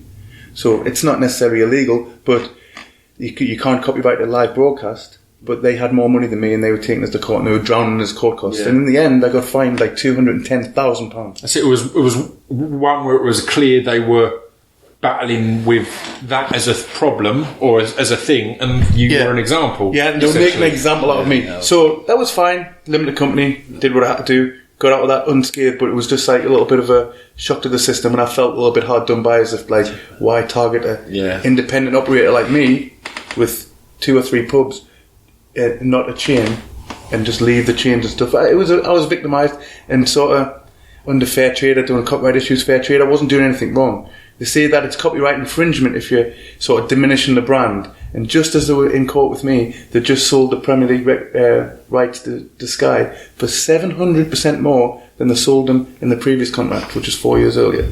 So I wasn't diminishing the brand. You've not damaged it greatly. So they're doing us, they had us over barrel, and they wanted to make an example out of me and another couple of pubs around the country. And they did. They won. But I won or learn. I learned, right? I was already turning, my head was turned. I didn't want to be in that industry. So I looked at that as like karma. I always try and do good things for people. And I always think that the more I do good things for other people, the more comes onto me. So I was thinking, okay, this is a bit of bad, so I'm expecting something good. Open a gym with no members, year and a half later, nearly 300.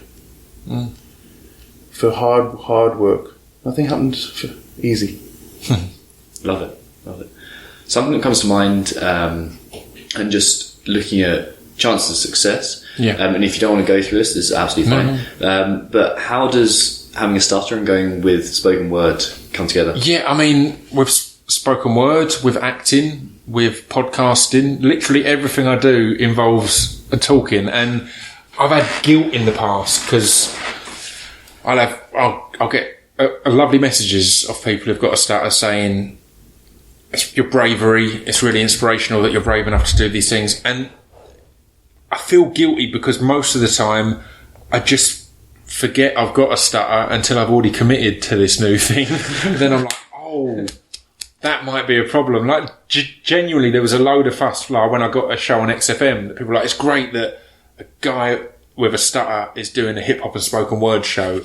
And it was only when the first article came out, I was like, yeah, that might be an issue. But again, I think I mean, we've talked about mentality a lot. I guess that's a mentality thing there as well. Like, as a kid, it was a big issue. But at the age of about 12, I think it was, I had hypnosis. And the whole idea was to try and make me more relaxed about it and not worry about it. And I don't know if it was that did it, but I feel from then on, or at least I guess that's the only kind of time I'll start remembering if I was relaxed or not. But I feel I'm an almost dangerously relaxed individual like about most things. And again, I think that helped going forward. It made me not really care too much about it, and kind of, like, as I've said before, I see it as an accent as much as anything. I mean, people will have struggled more to understand what Sam's saying than what I'm saying. Everyone in the States is like, what the fuck is going on? No, yeah, it's what I say to people a lot when they hit me up, because again, to sound less, I often sound negative when I'm saying it, but humans are incredibly self-involved. So the person with the stutter cares about it way more than anyone else. Everyone else is thinking about what they're going to have for dinner, or if that girl fancies them. They're not like, God, he speaks weird. They might think that for a second, and they don't care. They're on to the next one. Whereas in your head, you're like, I started at lunch, and everyone must be thinking I'm an idiot, or this. It's like, sadly, they're not even thinking about you. You know, not to break your heart. They don't care about you, and that's it. It's one of them. I don't notice it in general. It's weird. One time I don't generally edit the podcast, and one time there was a bit I needed to tweak on this before I had people working on it, and I listened back and I was like, God, I was stuttering. I had no idea I was stuttering, but it was, I was aware of it. But again, it's something that, I guess if you get used to it, you don't really think about it. You very rarely stutter on the podcast now. Yeah. It's good to know. It was weird with the acting thing, because the first acting gig I got was with Guy Ritchie, King Arthur. I ended up being cut from it. I don't think it was because of my stutter. But I ended up getting cut because they changed a lot of the storyline. But I'd had a few scenes with no dialogue, and then my first scene was coming up with dialogue, and I'd practiced it, I'd drilled it. And again, I think as long as you're rhythmic, or as long as you're focused, it's easier to pick a stutter out. That's not an easy thing to do all day, every day. Do you know what I mean? But if you've got set lines, I think you should be able to nail it, or for my kind of stutter anyway. And then we get to our scene, and again, this is my first ever film, but guys like Pip, Charlie, Neil Maskell is like, let's have a bit, let's play with this dialogue a bit, and we're talking. We went down a completely different route, then came back, and when we go to start rolling, it occurs to me that we've changed my dialogue to start with two words that start with a W, which at the beginning of a sentence, it's one of the ones I struggle with. So, I mean, that's kind of the only reason I'm sad that my story arc was cut, because I want to know if I acted at all in that. Because I know that previously in the prep, I was like, I'm going to act it this way, I'm going to do this. On the day, 100% I was just thinking, just try and say the words, just make sure the words come out of your mouth. Because they've got crane shots, all sorts of huge crew and pressure, and half a scene before I say, we won't stand in your way, and I'm just literally the whole time just like, we won't stand in your way, we won't stand in your way, right? Just waiting for it to get to me to say the words. So I probably just go, we won't stand in your way, as if it's a kid's school play, because I was all the focus, whereas everything else I've been like, how am I going to say it, how do I want to deliver it in that moment, because we changed it at the last minute. I was like, don't worry about how, just try and say the words. It'll be good. Did you ever spoil a take? Did you ever have to stop? No, not really. I've not had loads and loads of dialogue. And again, no, I think I've been all right on it so far. But yeah, there's plenty ahead. See, when you both look at the successes that you've had, I know we've pretty much touched on them, and I think that it's going to be fairly self-evident, but what do you think the characteristics are that you've embodied or deployed that you think are the things that kind of set you up for your successes and that kind of stuff? I mean, yeah, it is on most counts. I think a lot of it comes down to work ethic, as we've touched upon a lot, and work ethic is something that often is missing in the arts. So in music or in acting or in writing or whatever else, there's this great creativity, but there might not be the drive and work ethic behind it. So I think as humble as I want to be, my level of creativity or my success has exceeded my level of talent due to my work ethic, if you know what I mean. I think there is talent there and everything else, but I think I've achieved a higher level than maybe I would because of the work ethic, because of knowing I'll put in damn hours and do all that's needed to succeed. And for me, it's hard for me to look at myself as a success.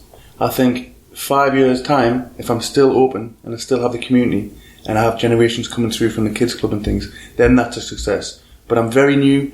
It's a year and a half. People could get bored. They're on 3-month contract. They could all leave the gym. I want to judge myself after the honeymoon period. And I just think how I've got here is just by sort of telling people that this is what they want.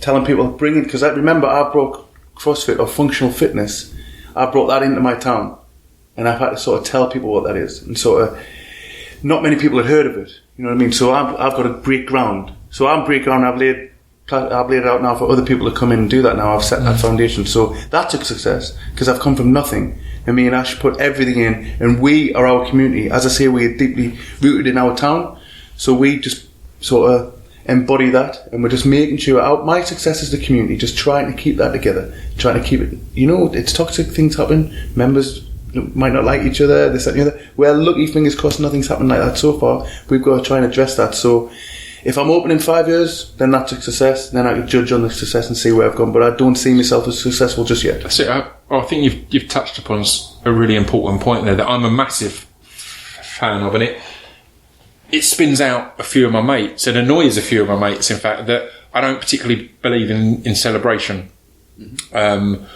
So when I've got this good acting role or whatever else, or the first time I'm on TV, I might have got a takeaway, but I've not like had a big meal with my mates and gone out on the piss, because I think that's breeding you to say that that's not the norm. That's an exception. It's like, no, that's what I'm meant to be doing. I didn't start acting to not act. So if I get a role, I love that. I've got a role. That's what I'm meant to be doing. I shouldn't be going, guys, I got a role. It's like, well, that's your job, mate.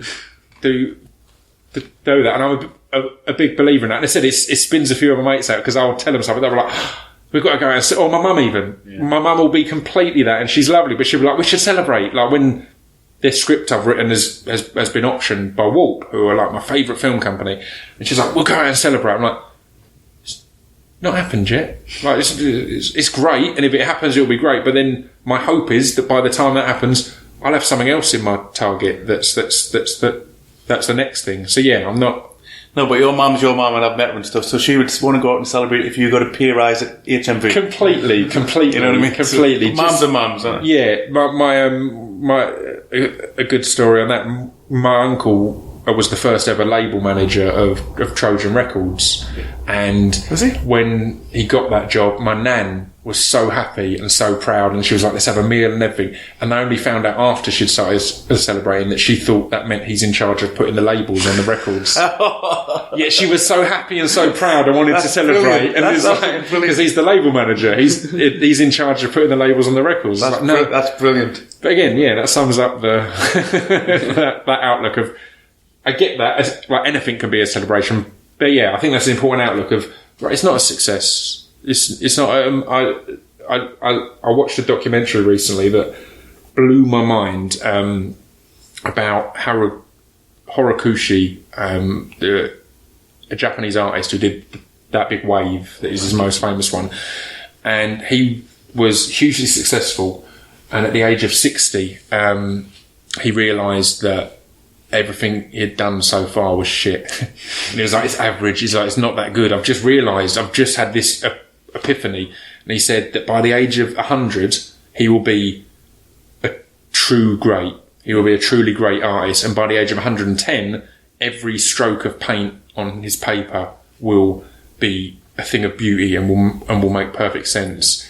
And he died at 90.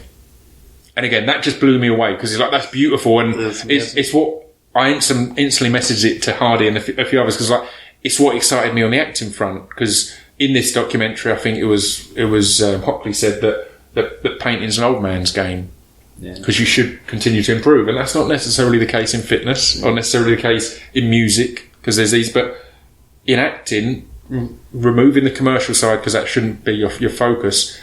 I was like, I'm now hugely excited about what I could be doing at 60, how good I'll be. Do you know what I mean? At the moment, I'm average, I'm learning.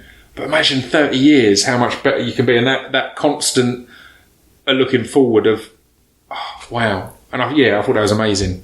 Have you seen Chef's Table, the documentary? No, I love Chef's Table. It's beautiful. I absolutely love Chef's Table. Just the amount of Michelin star chefs that have completely thrown away their menu, completely moved to a different city, and just like, okay, I'm starting again, because I've realised that what I've had there is too reliant on what's been before, and I need to create my. Do you know that I've been speaking to my girlfriend watching Chef's Table and just saying, this is me. They just break everything down. He's not happy about that. He's going to do it how he wants to do it, and it's just like we're just saying to Pip before, just talking about things about supply and demand. And I said, I stole it off Steve Jobs, but I said, people don't know what they want yet because I haven't told them what they want about functional fitness. And that chef's table is saying, in the middle of nowhere, in a tiny little bar, and he's trying to give Michelin star food to a town of like 50 people, and then it becomes a destination where people are travelling from all around the world. And I'm like, yes. That goes back to everything we've been talking about: work ethic, mindset, and CrossFit from a business kind of point of view is a perfect example, as we were saying as well. How 30 years ago there was a reason for the term location for all businesses and stuff like that. Because of the internet, that's not the case anymore. You can become a destination. You make your product or make whatever it is something desirable and excelling, rather than right, we've got a slot on the high street, like we can put our feet up now. It's like, right, no, you need to make what... And again, it's the same as fame for fame's sake, or fame for being really good at something or working really hard at something. It's the same principle of, right, no, if you make it brilliant, then hopefully, you've got a social media now that can draw everyone's eyes to that. Nice. Constant pursuit of excellence. Greg Glassman. Mm-hmm. I love it. Are there any documentaries or books or resources that you guys come back to time and time again? Nothing. I can't think of anything now. Go on. No, I can't think of anything off the top. I mean, the art form of podcasting is something that's constantly, because again, you get to hear so many different people from so many different walks of life that again have got similar outlooks or similar approaches or similar ideas, and those small nuggets that then inspire you and make you and drive you on. Yeah, that's a massive one for me, I think. And the amount of hours I give over to podcasts that I can trick myself they're not wasted hours. I'm educating myself. I'm doing this thing, which it is, but still, it's that previously I'd just be listening to the same albums I was listening to when I was 18 or something like that. And yeah, I listen to a lot of music to sort of inspire us and stuff, like sort of not necessarily just about Pip, but just sort of lyrics, words. They inspire me, and definitely hip hop. Yeah, but I'm massively into Drake. But I've got a Drake song on my workout playlist. No, he's on two actually. He's on two. So there you go. He's went all the way to see him in Amsterdam. He cancelled. Went all the way back again. Cancelled again. He hates I might stop listening to him now. I would after that. Talking about lyrics, how has language affected? Because obviously you have such emphasis on not only the meaning of the word, but dichotomies between words and the rhythm, and how everything's structured together. Has that affected the way you think at all? Since you've started restructuring language? I think the way I think has affected that. If that makes sense, to go back to my stutter, I think I wouldn't have the career in lyrics I have if I didn't have my stutter, because I think I'm not as well read as people assume because I use big words and stuff. But as a child, I'd be thinking a sentence ahead and knowing there's a word I'm going to stutter on and replacing it with another word. And I think that made me, as almost a survival technique, broaden my vocabulary and widen my, a relationship with language and go into more depth. So I think that helped hugely there. So yeah, I think it was things like that more prepared me for writing and lyrics down the line. But equally, again, it's just I've always been a fan of turning anything, because of my addiction to work, of turning anything I'm passionate about into work. So the reason I've written on the UFC website or done shows with Dan Hardy is because I was watching a lot of MMA and it's like, I need to justify this. But equally, I love films. That's one of the reasons I'm now working on scripts and stuff, because I've watched a lot. I've then gone and got a lot of scripts to read so I can learn from the best, rather than they're learning from a book that's saying, here's how you write. Go, let's read some really good scripts and see how they do it, rather than just go, So first you put this bit there. Do you know what I mean? It's formulaic. Yeah, rather than any formulaic or paint by numbers thing, just read really good stuff and learn from that. So yeah, I guess that's kind of led there language wise. Do either of you have any daily routines that you follow religiously? No. You ready for this? Yeah. My socks add up to 5. Go on. Jesus, wet. I've got numbers on that add up to 5. That's amazing. Every day. What have we got today? I haven't even checked. So what have we got there? A 1. And on this side there'll be a 4. Yep. That's and what was the thinking behind that when that's 5 is my lucky number.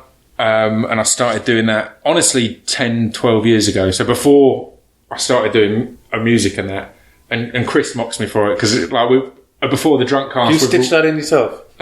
My mum's got someone at a local place, and that's my Christmas present each year because they wear out. And obviously, if you've only got a limited amount, you get through them.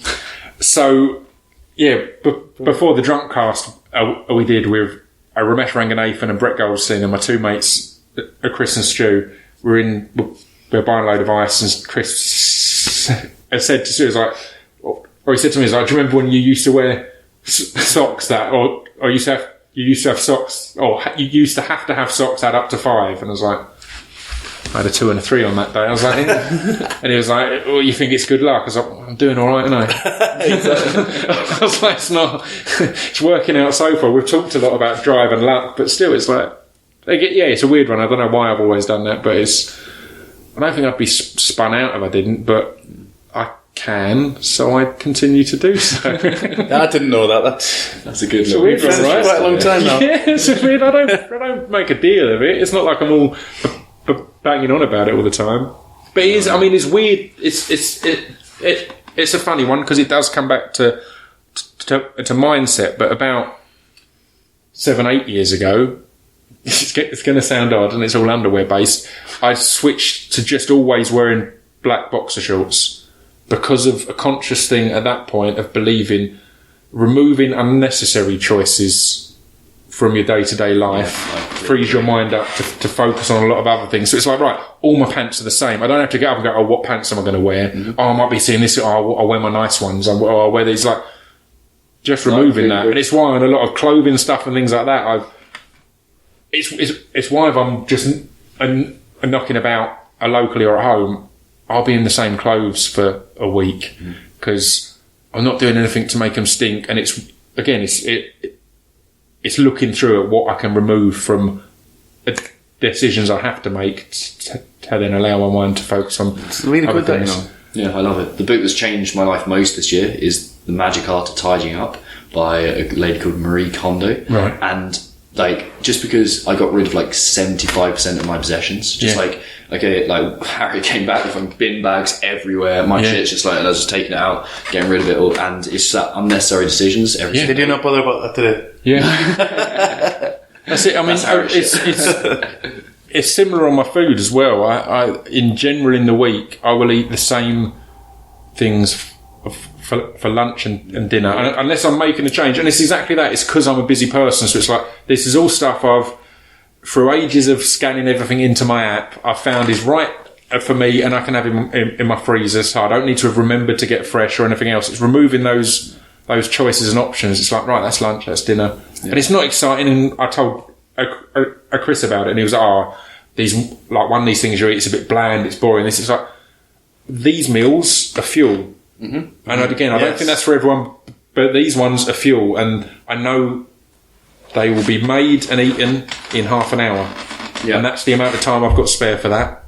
So that's the reason. And again, it's the reason people online think I'm sponsored by my protein and stuff like that. I don't. I've got a little code, and I'll get if you order from it, I'll get a kickback. That's wicked, but it's not like I work for them or anything. But the reason I like them is, again, it's exactly that. I can have a cupboard full, and it's just that easy, right? It's scanned in. Yeah. Done. There's no thought having to go into it, and meal delivery is the way forward to that. I just get meals delivered to the gym, go in, pick them up, eat them, and then don't have to think about it. I'm hearing a lot about that. I've had a few different people mention it. Everyone that's, because Ricky Hall works with a lot of people, Yeah. and he's always said, "Oh, I've got some people who'll hook you up," but because I live at home and I live in Essex, it's not always. I've not like he's like, "I'll come down to my gym. We can pick up this." Like, well, I don't know. I don't seem to have found the right one that's got those easy. Well, I'll give you a little shout out to my sponsor. I'm sponsored by Premier Nutrition UK, and that's meal prep and pretty much running the show in the Northeast, but they push that out nationally as well, and really, really good food. Surprisingly tasty and fresh with the veg as well, but obviously I'm local to them, but really good. Again, it's stuff that is definitely perfect for me, because that's essentially what I'm doing, but myself. Yeah. I've got my steam bag of veg and my 2 bits of chicken and this and that, so it would be, that would be ideal. I need to I'll sort you out with that, mate. to get in with one of them. I need to figure that out. And to shamelessly steal a question from Tim Ferriss, who's the first person you think of when you hear the word successful? Oh, it's a tough one, that, isn't it? Because again, I define personally success. That's the interesting thing about it. Yes, I don't. It's just. I mean, we're on a podcast. You mentioned Tim Ferriss, that might have influenced it, but Rogan came to mind for me just because he's someone that was so inspirational in being successful in doing things his way that fit him. Do you know what I mean? That complete, it's completely, it's individual, it's self-contained, it's self-sustained. So yeah, that came to mind for me. I just push, and I don't want to do this because it's topical and things like this, but I just push towards Conor McGregor in terms of going back to everything we've touched on about work ethic, pursuit of excellence, visualising everything. He's always talked from day one. Where's my fucking belt? Just about, I will be in the UFC, I will be doing that, I will be 2-weight champion, I will run through the featherweight division, I will do this, I will go up, I will knock him out, I'll do this, I'll do that. And I just think he's very successful, and he's talked Mayweather out of retirement, whether it's a good idea or not. The one that got me, and love or hate McGregor, and people are welcome to go either way, but the one that got me, as we were saying on the way here, was recently the realisation that he said early on, I'm going to be the promoter. I'm going to be co-promoter. And at that point, with the UFC, that was never going to happen. Brock had never as we said, Fedor never got to co-promote any of this. And then at the first press conference of McGregor Mayweather, he's like, look, that's my name on the back. It says a UFC, it says Showtime, it says a McGregor, it says Mayweather. And it's like, again, love or hate him, at that point you've got to say that's fair play, because that was something he said that wasn't even an option. That wasn't even on the cards. Everything else, the thing of saying, I'll win 2 belts, I'll do this, that's all, they're all in front of you. Yeah. He's gone, that over there, that no one's even looked at it as an option, gone, I'll do that. So, what? How? And I love that. also, so Fedor was the greatest heavyweight of all time, and he never fought in the UFC, and it was just always trying to get him to fight the UFC, trying to get him in, and the only stipulation was co-promote, and they just wouldn't allow it, would they? And now, so it was completely McGregor's changing the game. He's just changed the game, so now people will be co-promoting it. I think MMA is going to go down the direction of what Mayweather did, where it was just like he ran his own show, and he's his own fighter, and he picked his own fights, and he just promoted them on big fights. At the moment, it's under the umbrella of the UFC as the league, and sort of Dana White is the head, and he's the face of it, and I think there's a big change coming. I don't know how I feel about that, because I do want better earnings for fighters and so on and so forth, but I do like the fact that the UFC is a standard, and it is stacked, and it is packed, and it is always those. Do you think we'll just have to pay more? Damian Maia is getting a title shot, and if it was a self-promotion and self-things, he wouldn't be getting a thing. No one would know he is. He's getting a title shot because of his excellence. It's like, or Whittaker's a great example. It's just, he's, that is the most stacked the middleweight division has been in years, except for at the top. And there's so many people who you could argue is the best middleweight, and Whittaker's just gone, I'll just keep knocking people out, I'll just keep beating people. He's been very unlucky with his injury, hasn't he, now? Yeah. And no, you're right, and he's earned it, but we'll see. But success, I do look up to him, McGregor, and I listen to his sound bites, and he just says everything that I believe in, regardless of whether you think he's going to knock me or whether out. He is, by the way. But regardless of whether regardless of what you think of him as a person or as a promoter, he says a lot of things to sell fights. That whole press conference was a circus, but when he's talking real, when he's talking about his success, and when he's talking about his work rate, and when he's talking about what he's going to do and visualise things, I take a lot of inspiration from that. I really do. Yeah, there's a lot in what he says. It's much deeper than you think it is. There's a lot more behind it. Yeah. It is. Sweet. Where can people find out more about both of you? Well, I'm CrossFit Chester Street, so if you Google CrossFit Chester Street, you might come up with Instagram. That's CrossFit Chester Le Street. CrossFit Chester Le Street, County Durham, just outside of Newcastle. So hit us up on Instagram or Facebook. I'm just Scroobius Pip at Scroobius Pipio on Instagram and Twitter, and Scroobius Pip on Facebook. Sweet. Cool. Thank you guys. That was awesome. Really and the Distraction Pieces podcast, I should mention. I've got a podcast. Yes. I've had Rory McDonald on and Dan Hardy. I'm thinking of fitnessy type people. I've had Sam on. Yeah, that's it. Cheers. That's great, man. Cheers. Thank you very much. Thanks for listening to another episode of the Mindset RX series of the Alpha Movement Podcast. If you enjoyed the show, please don't forget to leave a 5-star review and tell your friends and share it on the socials. Oh, and check out my books, Intensity Tolerance and The Impossible Art of Consistency on Amazon, as well as my list of seminars at mindsetrx.squarespace.com/seminars.